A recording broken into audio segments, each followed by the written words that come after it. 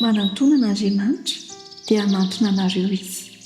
Diovy ny tananareo ry mpanota ary ataovy madio ny fonareo ry mporosaina. Jakoba 4:1-5.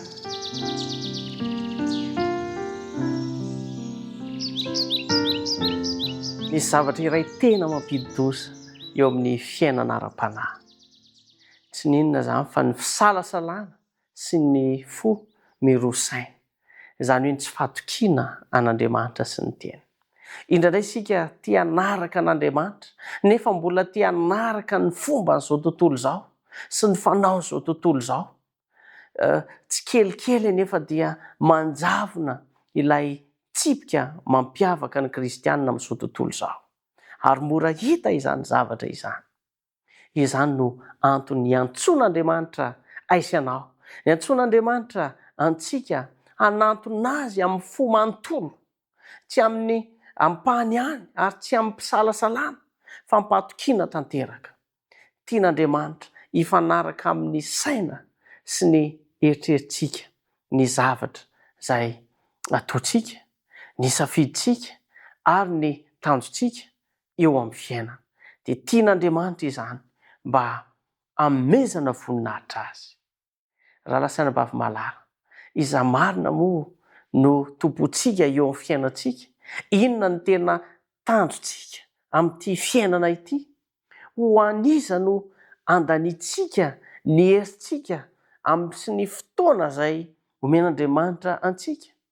Nantsoina izao sy anao, tsy hanenjika ny voninahitsika manokana, na ny ara-nofontsika manokana, fa nantsoin'Andriamanitra isika mba hanorina toetra mitovy amin'i Jesosy Kristy. Ary ny vaovao mafaly dia izao, tsy irery isika amin'izany zavatra izany, fa manolotra ny fitahiana ho aisanao Jesosy Kristy, manolotra ny fanampiany, ny lanitra manontolo mba hanampy antsika handresy ny sakana sy hitomby isanandro amin'ny fanahafana an'Andriamanitra.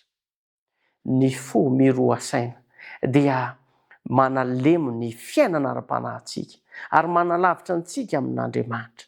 Koa tokony hitoko tanteraka ny teny fikasan'Andriamanitra sy hitoko tanteraka amin'Andriamanitra isika. Tsy tokony hanaraka fotsiny ny fomba sy ny lamaody izao tontolo izao isika, fa hanaraka ny sitrapon'Andriamanitra.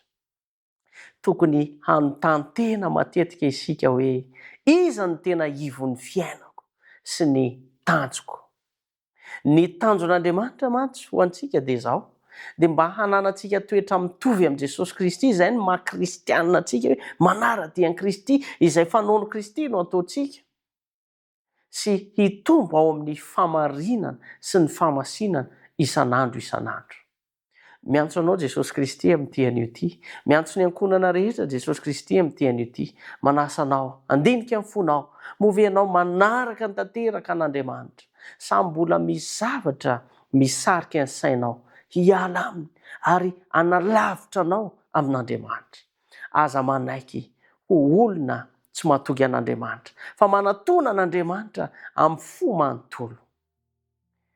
Rehefa manantona azy ianao, dia mampanantena Jesosy Kristy, fa hanantona anao ihany koa izy ary hamaly fity anao. Ankehitriny misy manantena aho, fa nandona ny fonao izany teny izany, ary asaiko hatrany ianao mba hizara izao hafatra izao amin'ireo namantsika rehetra. Andeha hoe tsika mba afaka ny tontolo andro izay ho diavintsika, ka Andriamanitra ny iaino izany vavaka izany ary amaly izany eo amin'ny fiainako sy eo amin'ny fiainanao. Jesosy Kristy misaotra anao noho ny teny izay nomenao anay tamin'ity anio ity. Ampianaro izay mba ho mpihaino mpankatoy ny teninao. Ampianaro izay ary ampio ihany koa izay mba hanao sitraponao mandrakariva ary hitoko tanteraka ny teninao, tsy rosaina, tsy salasala ny amin'ny teninao, fa ino izany teninao izany ary ho ampiarinay eo amin'ny fiainanay tsiraray avy. Koa aoka ny teninao dia mba ho tonga zava-misy eo amin'ny fiainanay sy ny ankonana tsiraray avy.